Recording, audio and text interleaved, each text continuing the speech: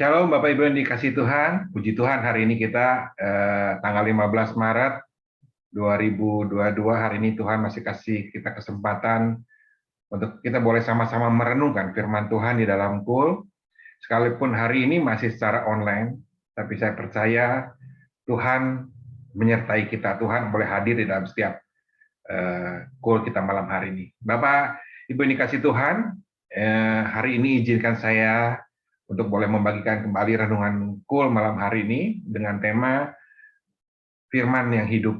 Bapak Ibu, sebelum kita masuk di dalam renungan firman Tuhan, kita siapkan hati kita masuk di dalam doa. Tuhan Yesus, terima kasih untuk malam hari ini kami boleh bersama-sama dengan para pengurus KUL, para jemaat KUL boleh hadir, boleh bersama-sama merenungkan firman Tuhan, sekalipun mungkin kami tidak bersamaan, kami tidak ada di tempat yang sama, tapi kami percaya kuasa Tuhan boleh kau nyatakan lewat renungan firman Tuhan malam hari ini, Bapak. Urapi setiap anak-anakmu yang mendengarkan firman Tuhan, agar mereka juga boleh mengerti setiap firman Tuhan yang disampaikan hari ini, Bapak. Pakai urapi hamba-Mu, Tuhan, yang menyampaikan isi hati-Mu, sehingga apa yang disampaikan itu berasal daripada Engkau. Terima kasih Tuhan, kami membuka hati kami, kamu siap mendengarkan firman Tuhan. Dalam nama Tuhan Yesus, kami berucap syukur, haleluya, amin. Bapak Ibu dikasih Tuhan, hari ini tema kita adalah firman Tuhan, firman yang hidup. Kita baca dulu firman Tuhan di dalam Yohanes 1 ayat 1, firman Tuhan berkata seperti ini. Pada mulanya adalah firman. Firman itu bersama-sama dengan Allah, dan firman itu adalah Allah. Ayat 2, ia pada mulanya bersama-sama dengan Allah, segala sesuatu dijadikan oleh Dia, dan tanpa Dia tidak ada sesuatu pun yang telah jadi dari segala yang telah dijadikan. Bapak Ibu, kalau firman Tuhan di dalam yang ditulis di dalam kitab Yohanes tadi ayat 1 Yohanes 1 ayat 1 sampai 3 menuliskan dengan jelas dan mengingatkan kepada kita semua betapa dahsyatnya yang namanya firman Tuhan, betapa pentingnya firman Tuhan bagi manusia. Karena di dalam 1 Yohanes 1 ayat 1 sampai 3 ini dituliskan bahwa sesungguhnya firman Tuhan itu adalah perkataan Allah sendiri, ya. Bahkan segala sesuatu yang ada di dunia ini dimulai dari yang namanya perkataan Allah itu sendiri. Dari firman itu sendiri. Firman itu bersifat dunamos, ya. Ya, saya percaya apa yang dikatakan firman Tuhan, jadilah terang, jadilah gelap, jadilah manusia, jadilah, itu bicara mengenai firman Tuhan. Dan sifatnya firman Tuhan ini sanggup mencipta, sanggup mengadakan sesuatu yang tidak ada menjadi ada. Artinya firman Tuhan itu penuh dengan kuasa. Karena firman Tuhan tadi bilang, karena segala sesuatu yang dijadikan ini tidak ada kalau tidak ada Dia, tidak ada firman Tuhan itu sendiri. Bapak Ibu, Alkitab dalam firman Tuhan, saya percaya di dalam firman Tuhan, seperti yang kita tahu, di dalam firman Tuhan, di dalam Alkitab, terdiri banyak dari janji Tuhan, banyak harapan yang Tuhan kasih, bicara mengenai berkat, janji, harapan, berkat, serta ketetapan atau aturan yang Tuhan berikan kepada setiap kita manusia. Ya, dan saya percaya Tuhan satu kerinduan Tuhan mau supaya bisa janjinya itu bisa digenapi untuk kehidupan kita. Ya, tapi apa yang terjadi seringkali mungkin kita tahu janji Tuhan di dalam firman Tuhan, tapi seringkali kita belum mendapatkannya. Seringkali kita tidak bisa mendapatkannya. Mungkin karena beberapa hal, mungkin kita kurang percaya, atau kita kurang mengimani dari apa yang firman Tuhan tulis, firman Tuhan katakan. Padahal tadi firman Tuhan di dalam Yohanes 1 ayat 1 bilang, segala sesuatu tercipta karena firman. Ya. Kalau kita perhatikan firman Tuhan, ya, mungkin kenapa kita belum mendapatkan apa yang ditulis di dalam firman Tuhan. Kita kurang mengimani tadi, ya, kita kurang percaya, ya, kita kurang memperhatikan. Artinya apa? Mungkin artinya firman yang kita tahu itu kita hanya sekedar jadi suatu pengetahuan tanpa kita hidupi. Karena di dalam firman Tuhan ada banyak janji, ada banyak harapan, ada banyak berkat, ada banyak juga ketetapan yang Tuhan berikan buat kita semua. Ya, seperti kita tahu, ya, 10 hukum Allah aja, hukum di dalam hukum Taurat berbicara mengenai bagaimana hubungan kita dengan manusia dan hubungan kita dengan Tuhan. Demikian juga dengan seluruh isi kitab Taurat, saya percaya ada yang namanya ketetapan Tuhan. Ada janji, ada juga ketetapan yang harus kita lakukan. Artinya gini, kita dalam kalau kita mau firman Tuhan itu terjadi dalam kehidupan kita, mau firman Tuhan boleh digenapi dalam kehidupan kita, janjinya, berkatnya, segala sesuatunya digenapi, kita juga harus menghidupi firman Tuhan itu sendiri. Kita harus melakukan apa yang menjadi ketetapan yang Tuhan mau, yang Tuhan tulis dalam firman itu sendiri. Amin. Hari ini kita mau belajar dari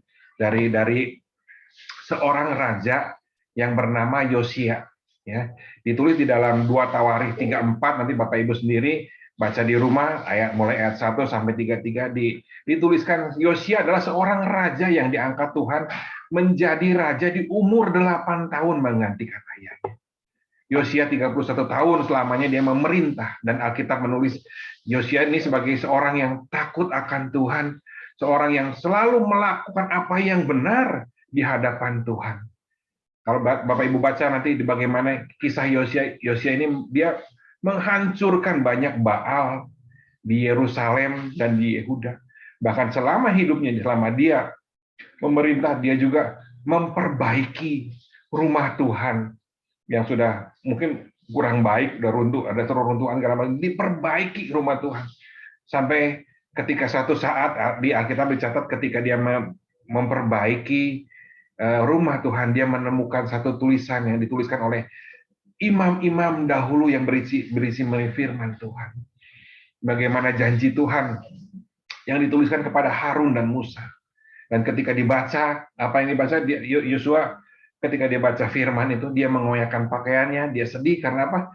Karena dia melihat bangsanya sudah jauh daripada Tuhan. Bangsanya sudah menyembah kepada Allah lain, kepada Baal-Baal lain selain kepada Allahnya Israel. Ya.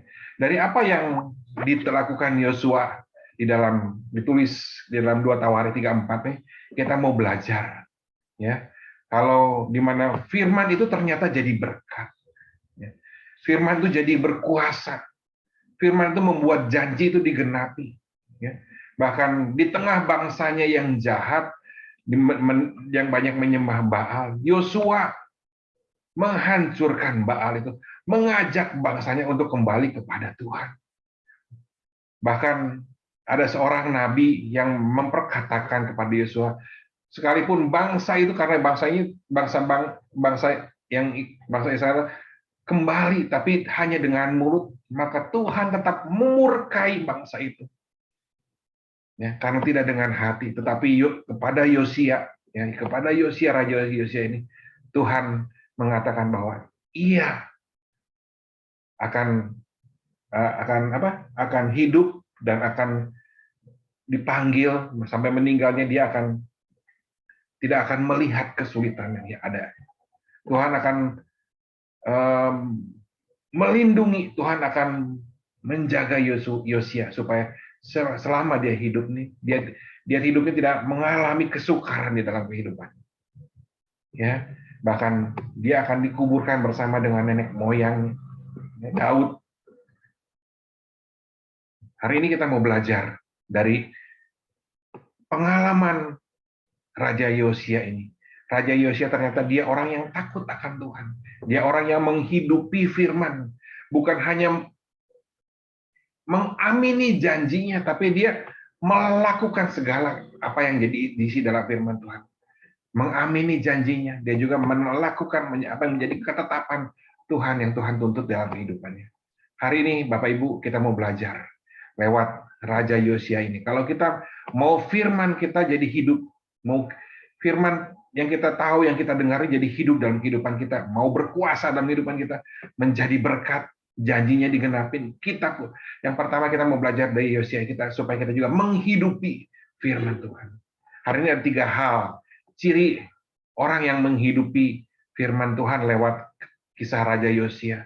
Apa yang Yosia lakukan sehingga Tuhan bilang dia jadi seorang yang menghidupi firman. Ya, yang pertama ya, kita baca di 2 Tawarikh 3:4 ayat 2. Ia melakukan apa yang benar di hadapan Tuhan dan hidup seperti Daud bapa leluhurnya dan tidak menyimpang ke kanan dan ke kiri. Yang pertama, kalau ciri-ciri orang yang menghidupi firman Tuhan, ya, bukan hanya buat keinginan diri kita, tapi firman itu akan jadi hidup.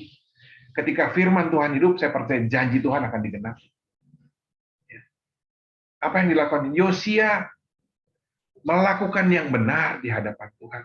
Hidup seperti Daud bapa leluhurnya dan tidak menyimpang ke kanan ke kiri. Artinya apa? Yang pertama, Yosia memutuskan.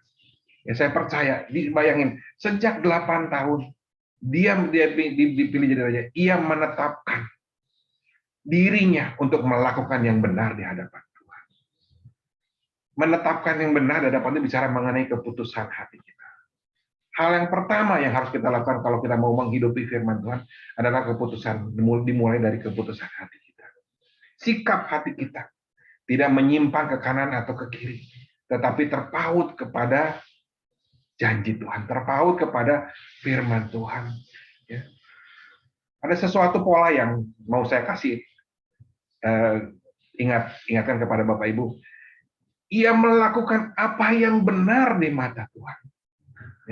Satu pola yang Yosia pakai dalam kehidupannya sebagai bukti dia menghidupi firman Tuhan. Ia melakukan sikap hati, pertama sikap hati, melakukan apa yang benar yang Tuhan mau. Ya. Hidup di dalam kebenaran, bukan hidup di dalam keinginan. Firman Tuhan banyak berisi janji. Mungkin kita banyak merindukan janji Tuhan, keinginan, tapi apa yang Tuhan Yosia lakukan? Dia tidak hal yang utama yang Yosia lakukan, dia melakukan apa yang benar. Bukan melakukan apa yang dia ingini. Firman Tuhan menggiurkan, banyak janji yang luar biasa. Tapi apa yang Yosia lakukan? Dia ambil keputusan sikap hati untuk melakukan apa yang benar terlebih dahulu di mata Tuhan. Ya, memutuskan untuk mencari Tuhan. Itu kalau orang yang menghidupi firman Tuhan, ciri pertama dia pasti akan melakukan apa yang benar sesuai dengan apa yang Tuhan mau. Ya, itu yang pertama. Yang kedua, kita mau belajar dari Yosia ini. Ya, selama hidupnya Yosia, dia menjauhkan diri dari berhala, menjauhkan diri dari penyembahan kepada allah-allah lain. Bahkan dia banyak menghancurkan patung-patung Baal-Baal bangsa Israel, bangsa-bangsa orang Yehuda dan Yerusalem. Ya, Yosia memerintahkan segala jenis berhala di Yehuda dan Yerusalem dihancurkan.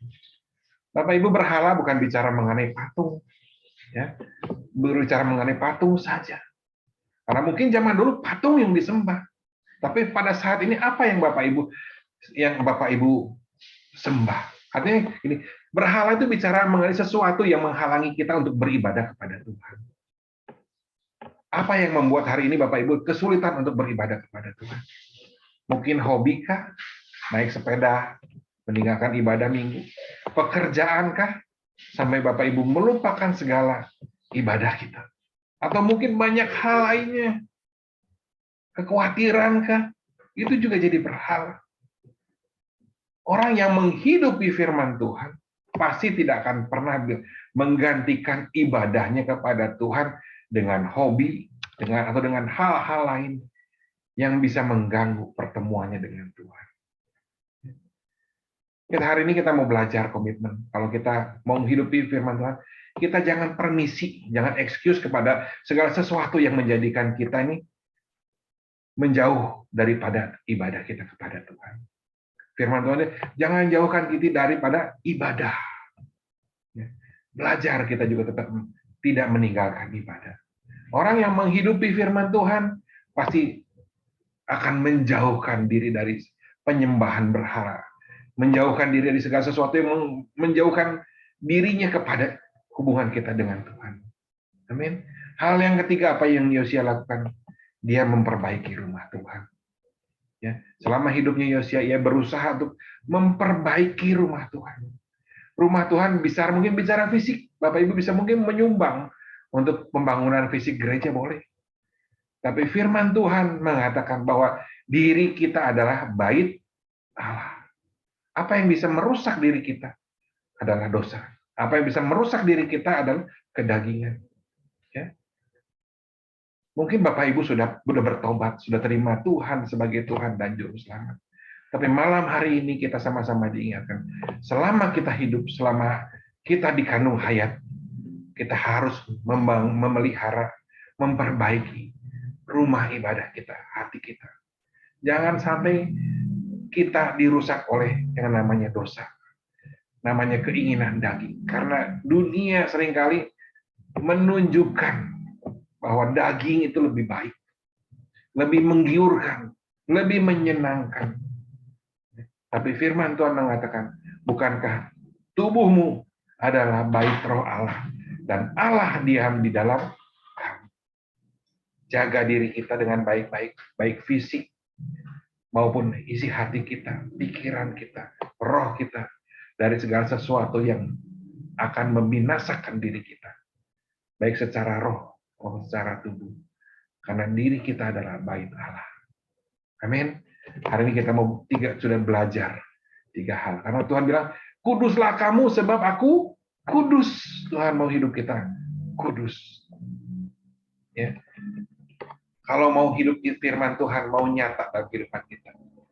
Firman Tuhan mau terjadi dalam hidup kita. Apa yang hidup, firman itu jadi hidup. Segala janjinya terjadi dalam kehidupan kita. Kita terlebih dahulu harus menghidupi firman Tuhan. Menghidupi firman Tuhan bicara mengenai tindakan yang harus bisa dilihat. Apa yang kita lakukan. Ya. Sampai menjadi sesuatu, menjadi gaya hidup kita. Apakah kita sebagai orang Kristen yang biasa-biasa saja. Ya. Cuman tahu firman Tuhan. Tapi kita sendiri nggak pernah menghidupi firman Tuhan. Melakukan firman Tuhan. Melakukan apa yang menjadi kehendak Tuhan buat kehidupan kita. Hari ini kita belajar dari Raja Yosia. Dimulai dari keputusan kita untuk mencari Tuhan. Ya, tidak mau meninggalkan Tuhan. Untuk meninggalkan segala berhala. Lebih mengutamakan datang kepada Tuhan. Ibadah kepada Tuhan. Membangun hubungan intim dengan Tuhan.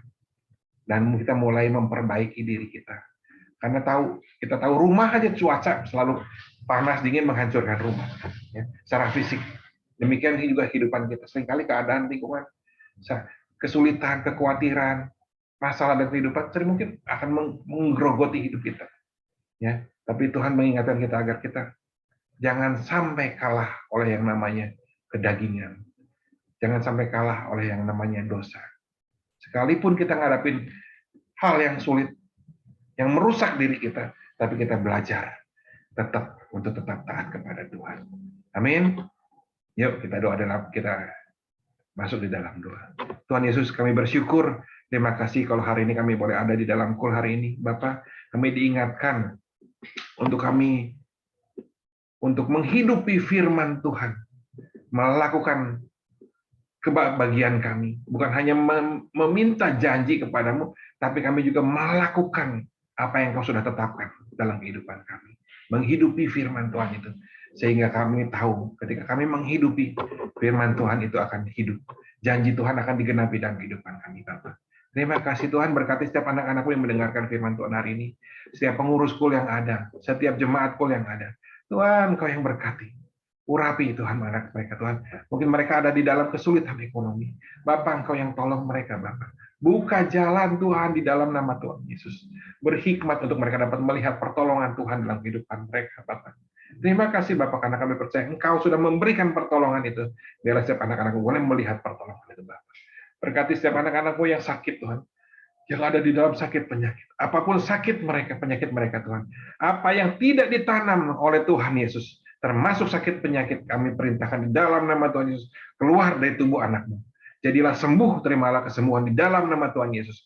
Karena Engkau datang untuk memberikan kesembuhan, memberikan damai sejahtera, memberikan sukacita. Terima kasih Tuhan. Terima kasih hamba-Mu selesai bicara. Tapi biar Roh Kudus yang mengajar setiap anak-anak-Mu lebih jauh lagi, Bapak. Terima kasih. Dalam nama Tuhan Yesus, kami berdoa, kami mengucap syukur. Haleluya. Amin. Shalom Bapak Ibu. Sampai ketemu Selasa depan di dalam kul di jam yang sama. Tuhan Yesus memberkati semuanya. Shalom.